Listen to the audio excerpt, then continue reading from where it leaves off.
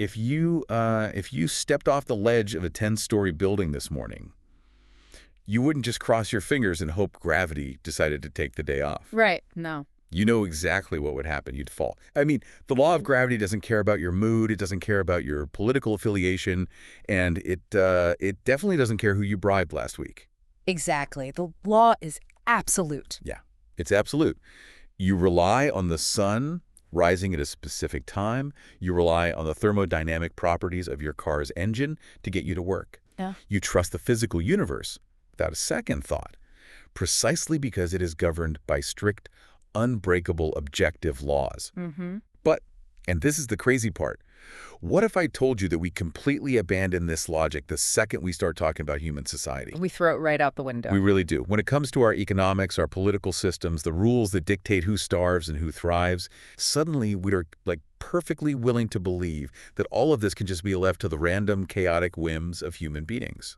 It is honestly the ultimate contradiction in how we operate as a species. Yeah. And it's the exact tension that the scholar Allama Parvez isolates when he analyzes the structural arguments laid out in Surah Ghafir, which is the 40th chapter of the Quran. Right.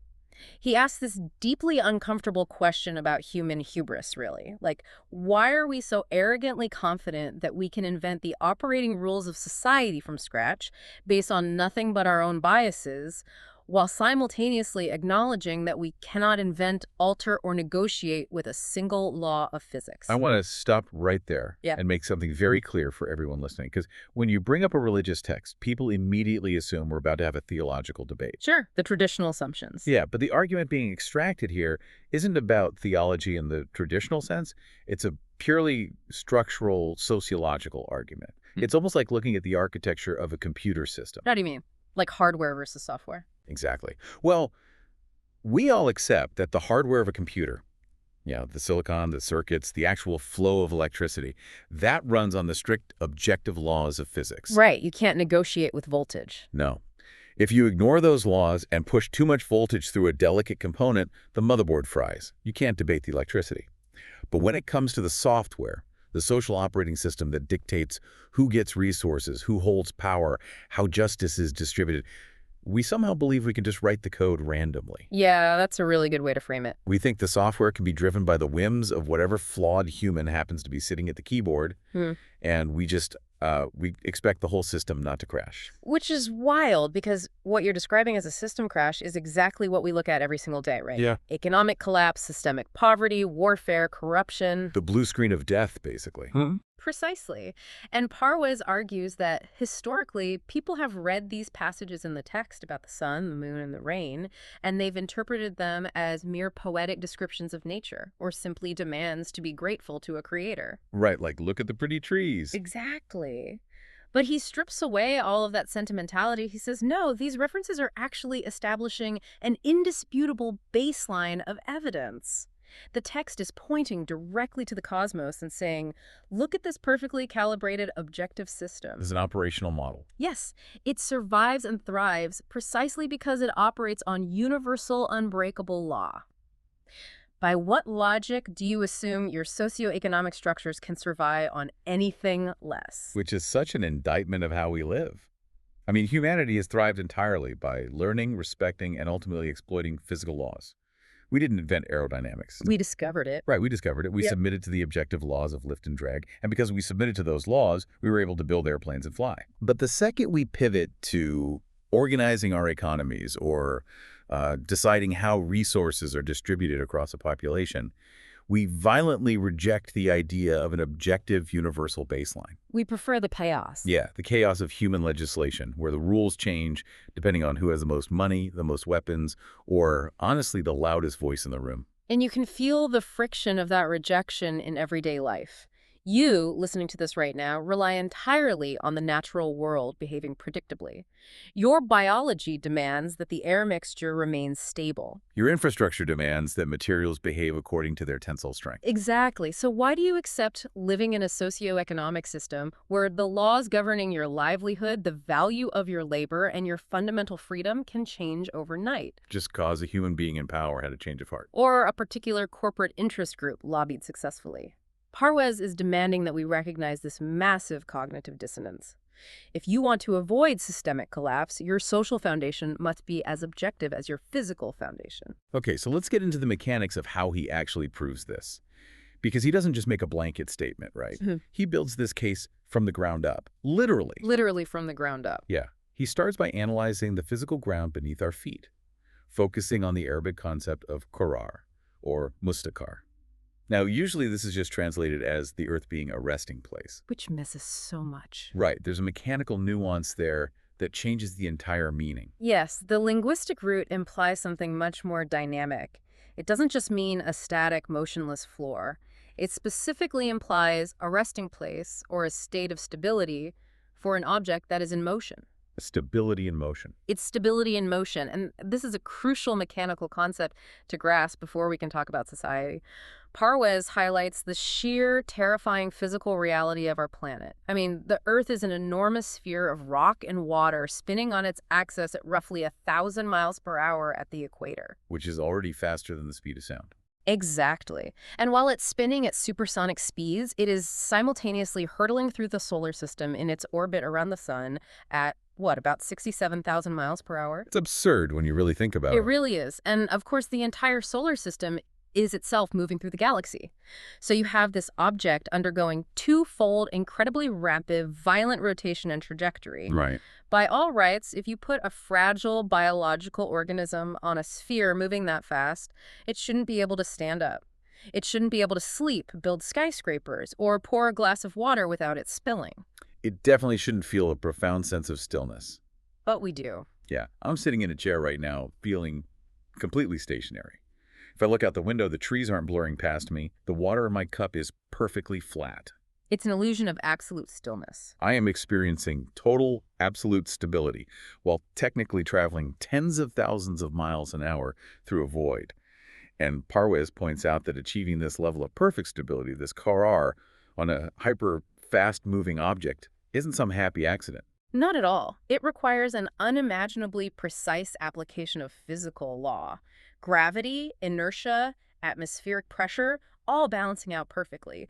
It is a highly engineered reality. It is the ultimate manifestation of objective law, creating an environment where life can thrive. Right. But what's deeply fascinating here is the historical context Parwes brings in regarding human resistance to this exact fact. Oh, this is a great point. Right. Recognizing the mechanical reality of this moving, spinning Earth hasn't always been easy for humanity, specifically because it threatened the social software, to use that analogy again. Yes. If we look back at early Christian Europe and the scientific revolution, you have this massive paradigm shift happening. You have figures like Galileo and Copernicus pointing their rudimentary telescopes at the sky and realizing the Ptolemaic model of the universe is completely wrong. The Ptolemaic model being the geocentric view, of course, the absolute certainty that the Earth was entirely stationary and the fixed center of all creation.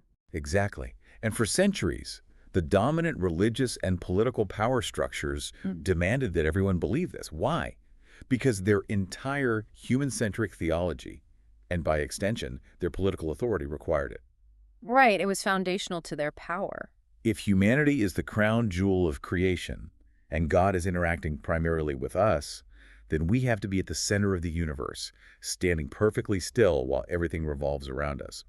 It was a socio-political necessity disguised as a divine truth. And it gave the institutions enforcing that truth absolute power. So what happens when a scientist simply observes the objective mechanics of the universe? When Galileo says, actually looking at the math and the movement of the planets, the Earth is just another sphere. It is not the center. It's moving, it's spinning, and it orbits the sun. The power structure panics. They completely panic. And they didn't just write angry letters. They destroyed lives. They imprisoned people. They tortured people. They leveled charges of heresy. Because the logic is brutally simple. Yeah, if the Earth moves, the central theology crumbles. If the theology crumbles, the divine right of the institutions enforcing the theology crumbles.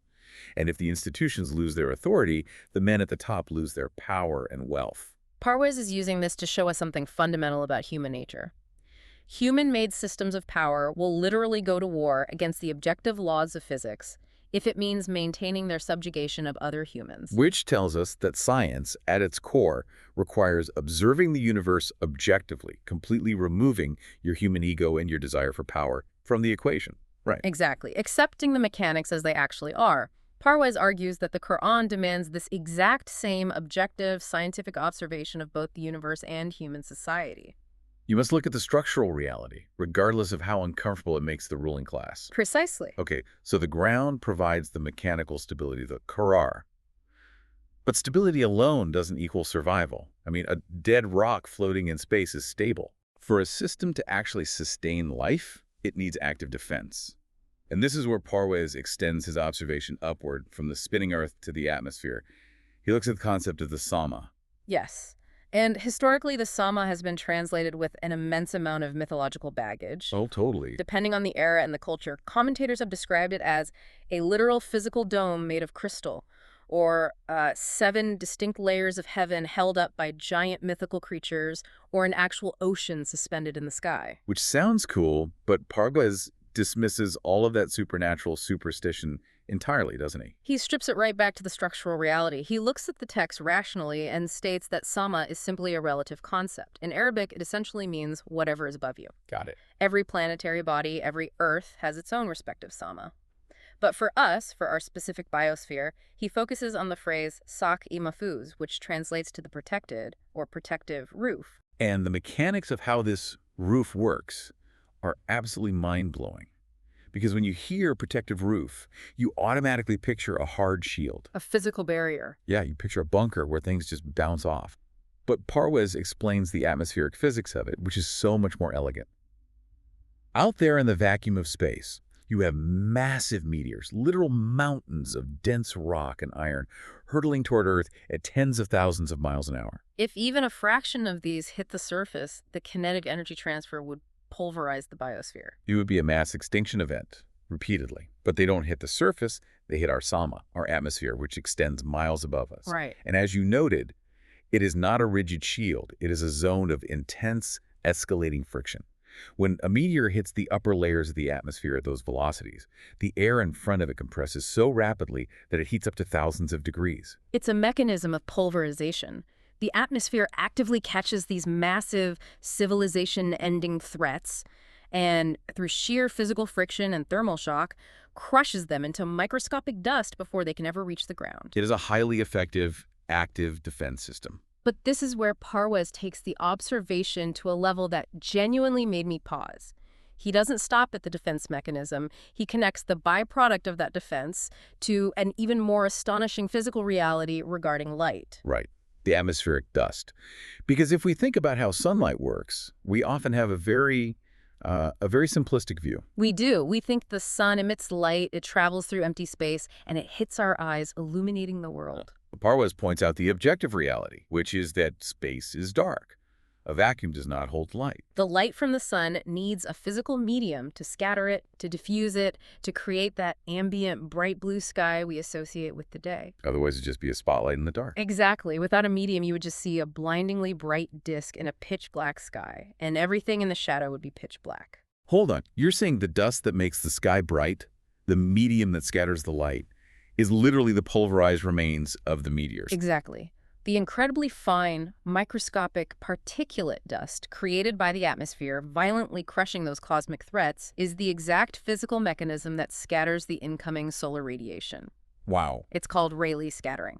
That dust allows the light to diffuse across the sky in a way that is visible, gentle, and utterly essential to the human eye and to photosynthesis. That is incredible. The system doesn't just violently destroy a threat. It takes the leftover debris of that threat and uses it to turn on the lights. Nothing is wasted. That level of efficiency forces us to rethink who or what actually built this, which completely shatters the traditional man-in-the-sky image of God. It does. If the universe operates with this level of rational, interconnected efficiency where nothing is wasted, then the source of this system cannot be some erratic emotional deity micromanaging the weather based on who prayed loudest. And that leads perfectly into how Parwez defines the ultimate source of this system. He defines the Quranic concept of God in purely rational, almost scientific terms. He specifically focuses on the attribute of al-musawwir. Which usually means what? A painter. Right. In a traditional, highly anthropomorphic theology, someone might translate al-musawwir as a painter or a sculptor, imagining a giant hand molding clay. Parwez rejects that. He defines it more as a force. He defines al-Musawwir as the universal force, the foundational principle that takes abstract, uninformed energy or matter and gives it a specific physical functioning form. It is the conversion of potential into reality, Yeah. energy into matter. Yes. And when that form is given, Parwez introduces another vital concept that dictates how it functions. Asan. Asan is another word that suffers from weak translation. Like people just say it means beautiful, right? Yeah. Exactly. Loosely translated as beautiful or doing your best. But Parwez defines it strictly as perfect proportion or optimal balance. To understand Asan, he uses a very grounded biological analogy. Think about physical health. What is a healthy human body? Well, it's not just the absence of a virus. Yeah. It's a state of balance. Exactly. Health is simply when the myriad components of the human body are operating in perfect optimal proportion. Your blood sugar levels, your core temperature, your hormonal output, your cellular reproduction.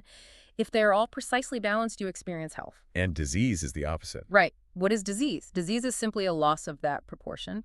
If your blood pH shifts by even a fraction of a percent, your organs begin to fail. That is a failure of Asan. So the physical universe, from the spinning of the Earth to the scattering of light in the atmosphere, is operating in a macro state of Asan, perfect, healthy, objective proportion. And this logically brings us to the next massive concept, which is risk, because proportion requires resources to maintain itself. Now, if you walk up to someone on the street and ask them what risk means, 99% of the time they will say food or provision, like a bag of wheat or a paycheck. Which is a tragic oversimplification. Parwez elevates risk from a simple noun into a massive, dynamic, socioeconomic principle. It's way bigger than just food. Risk isn't just the raw material of food. Risk is the systemic principle of the exact necessary resources arriving at the exact right time in the exact right proportion to sustain development and life. It's not random charity. No. It's the ultimate just-in-time supply chain logistics woven right into the fabric of reality. To explain this just-in-time supply chain, Parwez uses an example that is so visceral and biologically grounded, it makes the abstract concept immediately clear. He looks at the birth of a human baby. A perfect example. But he doesn't just start at the delivery room. He traces the human organism all the way back through the evolutionary timeline. He notes the Quranic reference to tini lazib, which translates to sticky clay, or a viscous adhering mud. Which aligns perfectly with the biological understanding of the primordial origins of cellular life. A nutrient-rich, aqueous environment where amino acids begin to form complex chains. Right, so over millions of years of evolutionary development, this staggering, complex process culminates in the formation of a human infant inside the womb. The infant is entirely sustained by the umbilical cord. Right, it doesn't breathe air, its lungs are filled with fluid. Exactly, it doesn't digest complex food. But then, the moment of birth happens. And think about the terrifying, precise timing required for that infant's survival at that exact moment. The second the baby exits the womb, the umbilical cord is severed. The old supply chain is cut off forever. The infant needs oxygen to survive, a requirement it has never had in its entire existence. But the moment it opens its mouth to cry, the atmosphere, the perfectly balanced sama we just discussed, is already there. It's just waiting. The air is perfectly mixed, 21% oxygen, 78% nitrogen, ready to fill those lungs. But the logistics of risk go even further than the air. A few hours later, the infant's digestive system wakes up. It requires a highly specific type of liquid nourishment that is dense in antibodies, fats, and proteins. An exact biological formula that the infant's stomach couldn't possibly have handled the day before. And right at that exact moment of biological demand, the mother's milk is suddenly available. And we must recognize the mechanics of that. The milk did not exist in that form prior to the need. Exactly. The biological system anticipated the exact moment of demand and initiated the production of the supply. The instinct of the child to seek the nourishment is perfectly, flawlessly matched with the biological production of the nourishment. The supply meets the demand with zero delay and perfect proportionality. That, according to Parwez, is the true structural meaning of risk. It is a meticulously engineered system of perfectly timed resource allocation. So, if I'm following the logic here, we have a stable, moving platform, which is Karar. We have an active defense system that turns debris into light, that's Sama. Right. We have a principle of perfect, healthy proportion, Asan. And we have a flawless, automated supply chain that delivers exact resources the second they are needed. Rizq. You've got the whole picture. What does this all mean for us? Is Parwes arguing that the physical universe is essentially a perfectly tuned economic engine, and human society is failing miserable because we ignore this natural rhythm? That is exactly the pivot he makes. He uses this majestic, perfectly proportioned, rationally governed cosmic and biological reality to set up a devastating critique of human society. The total takedown. Yes. He is essentially saying, look at the absolute perfection of the hardware, now look at the absolute degrading chaos of the software you've written. He shifts from the objective perfection of the cosmos to an impartial, structural analysis of existing human social orders. And he takes a hard look at the systems we've built, and he pulls absolutely no punches. I mean, he evaluates them entirely on their socioeconomic outcomes. And his conclusion is wild because it spares no one. No one at all. Whether he is looking at a brutal, militaristic dictatorship or a celebrated modern liberal democracy, Parwes's core critique is identical. They both fundamentally fail the test of objective law. And why is that? Because both systems, at their root, place human beings in a position of subjugation to other human beings. He identifies that subjugation as the original sin of human socioeconomics. If we break down his critique, starting with dictatorship, the structural flaw is obvious to most observers. Sure. In a dictatorship, an autocracy, or a monarchy, any system where an individual or an elite group, the emir, holds ultimate authority, they demand total obedience. But if you drill down to the foundation of their laws, what is it based on? It's just whim. It is ultimately because I said so, or because my bloodline dictates it, or because I control the military. There is no objective baseline. None. The dictator's personal whim, their paranoia, their greed, becomes the unquestionable law of the land. Parwes looks at that structure and says, that is a human being attempting to act as a false god. Because they're demanding unconditional obedience. Exactly. Anyone who demands unconditional obedience to arbitrary human-made rules is claiming a divine objective authority they do not actually possess. They are demanding that the population submit to their personal biases as if those biases were the law of gravity. We could all easily recognize the tyranny and the inherent instability in that model. Right. But Parwes' analysis becomes incredibly sharp and certainly uncomfortable for a modern audience when he turns that same critical lens on democracy. Right, because we're taught that democracy is the ultimate solution to the dictator. We are. But Parwes points out that democracy is just a shift in the mechanism of subjugation, not an elimination of it. His critique of democracy is entirely structural. He points out that even secular Western political theorists, after centuries of experimenting with democratic models, acknowledge its inherent fatal flaws. Yeah, the tyranny of the majority. Exactly. In a democracy, you successfully remove the single dictator. But what do you replace it with? You replace it with the tyranny of the majority, or the tyranny of a legislative body. The fundamental structural problem remains completely untouched. Humans are still making arbitrary laws to govern other humans based on shifting human whims. Because the baseline still isn't objective. If 51% of the population decides, through a perfectly legal democratic process, that the other 49% should be heavily taxed or denied certain resources or economically marginalized, the system allows it. It protects it. It is legally codified subjugation. The lawmakers are still serving human biases, whether that's corporate lobbying interests, shifting voter demographics, or just their own short-term political survival to win the next election. And without an objective, universal baseline that sits permanently above human reach, human laws will always, inevitably, serve the humans who write them at the expense of those who don't. And this systemic subjugation, whether it takes the form of the dictator's decree or the majority's vote, leads Parwes to his definition of hell. Which is a crucial reframing. It really is. Parwes strips the concept of hell of its purely supernatural afterlife connotations, the imagery of literal fire and brimstone.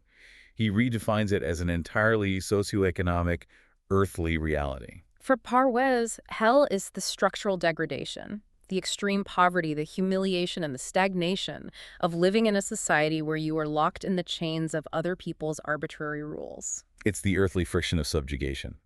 Hell is the workplace where you have zero rights, and your labor is exploited to enrich a shareholder you've never met. Yes. Hell is the systemic poverty caused by an economic system mathematically designed to siphon wealth upward. Hell is the profound humiliation of a parent having to beg for basic medical resources for their child in a world of absolute material abundance. That is hell. Parwes is saying that is hell. Rejecting an objective universal law and subjecting yourself to the whims of human legislation leads directly, mathematically, to this earthly suffering. The failure of asan, of proportion, creates the hell of poverty. It does. But wait, hold on. This is where I have to step in and push back on Parwez's premise, because this sounds incredibly rigid. If we discard human legislation entirely, doesn't society just freeze? How do you mean? Well, a 7th century objective baseline, no matter how philosophically pure, cannot possibly regulate artificial intelligence, deepfakes, globalized fiat currency, or modern banking. The world changes. Technology changes. Sure. You need humans actively writing code and making laws for their own era to adapt to new realities. Yeah. How can a society function if humans aren't allowed to legislate? That is the exact tension his framework addresses, and it's why the analogy of a computer's operating system is so perfect here. Parwez is not an anarchist. He isn't saying that a society shouldn't have modern rules, administrative procedures, or contemporary regulations. What he is saying is that the foundation of those rules, the constitutional baseline, the kernel of the operating system, cannot be human whim. I see. The foundation must be as objective, as universal, and as unbiased as the law of gravity. Okay, I see. So the core kernel of the OS has to be inviolable. You can write different apps, you can write new administrative rules to deal with AI or modern banking, but all of those new rules have to perfectly align with the core objective code. Yes. If the new rule violates the core baseline, the system crashes. Precisely. You legislate the details of your era, but you never violate the universal baseline. And this leads us to the rational alternative that Parwez extracts from the text. If the foundation cannot be human whim, what exactly is it? Parwez identifies the divine model as the inseparable combination of two concepts, kitab and hikmah, the book and the wisdom. Let's break those down. The contrast he draws here is brilliant. Yeah. We talked earlier about the dictator's model, which is essentially obey this rule because I said so. There is no explanation, there is no transparency, just a demand for blind obedience. Right. Parwez argues that the true objective universal system, the divine alternative, never operates like that. Even the supreme universal lawgiver does not demand blind obedience in the human sphere. That is the core of his thesis on kitab and hikmah. The kitab is the book. It is the objective law, the baseline code, the universal constitution. But the critical factor is that the kitab never arrives alone. It comes with a manual. Exactly. It is fundamentally tied to hikmah, which translates roughly to wisdom. But in Parwez's structural context, he defines it as the reasoning, the logic, the specific, transparent why behind the law. This is not just rules. The objective system provides the rule and then immediately provides the rational, logical justification for why that rule is necessary for the socioeconomic health of the society. It's exactly like the difference between closed source and open source software. A dictatorship or a highly corrupt democracy operates like proprietary closed source software. Think of a giant tech monopoly. A black box algorithm. Right. Their algorithm is a black box. You don't get to see the code. You don't know why it's making the decisions it makes. You just have to click I agree to the terms of service to participate in modern life. And usually that hidden code is secretly siphoning your data or restricting your hardware to benefit the developer. Yes, the user is completely subjugated to the developer's hidden intent. But the model of kitab and hikmah is purely open source. The kitab is the raw, unencrypted code, and the hikmah is the extensive, perfectly clear documentation written right next to it. The logic is visible. The system says, here is the code, and here is the exact documentation explaining the logic, the variables, and the intended outcome of every single line. You don't have to trust it blindly. You can read it yourself. Yeah, you can verify the logic yourself and understand exactly how executing this code benefits the entire network. That analogy perfectly captures Parwez's structural view. Because the system provides the hikmah, the documentation, the rationale, it inherently relies on rational persuasion rather than violent coercion. It treats humans as adults. Exactly. It addresses humanity as intellectually capable beings, not as subjects to be beaten into submission. It presents the evidence, much like a physicist presenting the laws of thermodynamics, and says, here is the objective socioeconomic law. Here is the exact reasoning for it. If you implement this, your society will achieve balance. Balance, or asan, and your supply chains will perfectly meet demand risk. If you choose to ignore the documentation and write your own biased code, your system will mathematically collapse into friction, poverty, and degradation, the earthly hell. It's purely cause and effect. thermodynamics applied to sociology. And what is the ultimate goal of this open-source, rationally governed system? Liberate. According to Parwes, it is the ultimate, total liberation of the human being.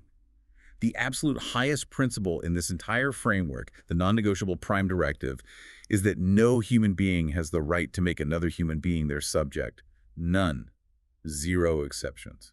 He is incredibly strict on this point. He states that not even a prophet, the very person delivering this objective law, has the right to demand personal subjugation from the people. The prophet is bound by the objective law just as tightly as the newest, weakest member of the society. True obedience is never directed at a person. It is only directed toward the objective, universal system itself. This is the structural meaning of the phrase, La ilaha illahu. There is no God but God, which, again, people assume is just a theological chant to say during prayer. But in Parwes's framework, it is the ultimate declaration of socioeconomic independence. It structurally translates to, there is no sovereign authority, no source of absolute law, and no legitimate ruler except the universal objective baseline. It's an anti-tyranny statement. Submitting to that objective law is the only mechanism that liberates you from the tyranny of human dictators, the shifting biases of human majorities, and the exploitation of the ruling class. You are only truly free when the law above you cannot be bought, cannot be bribed, and possesses no human bias. This brings up another fascinating point Parwes makes, which actually corrects a massive, centuries-old misconception. Oh, about asceticism. Yes, because when people hear phrases like submit to a universal law and reject human power structures, they often lean into a kind of extreme asceticism. They adopt a sort of monk-like withdrawal from the world. The idea that the material world is dirty. Exactly. The idea is that seeking power, wealth, technology, or greatness on Earth is inherently corrupting or evil.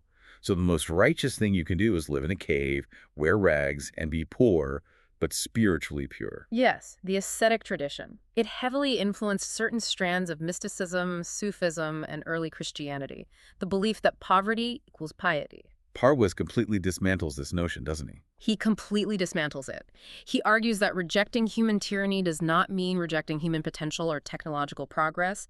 In fact, he argues the exact opposite. Seeking greatness is mandatory. Exactly. Seeking greatness, achieving high status, mastering the physical sciences, and building a powerful, prosperous, technologically advanced society is actually the mandatory duty of humanity. It is not a sin to be powerful. It is a mandate to understand and utilize the universe. But, and this is the absolute crucial condition, that greatness must be strictly and inextricably tied to the concept of al-haq. Al-haq, the objective truth or objective justice. Right. Parwes draws a hard, unbreakable line between two types of power. Greatness or power achieved by exploiting others, by subjugating human beings, by writing arbitrary laws that siphon resources from the weak to enrich the strong. That is tyranny. That's the earthly hell. That is the earthly hell we discussed, no matter how shiny the buildings are.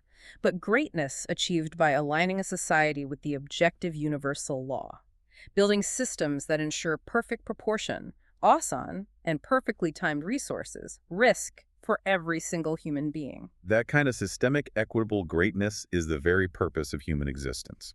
It's the difference between a billionaire who gets rich by monopolizing a resource, crushing his workers' unions, and lobbying to avoid taxes, versus an engineer who successfully builds a fusion reactor that provides limitless, free, clean energy for the entire planet. One is greatness achieved through exploitation in human legislation.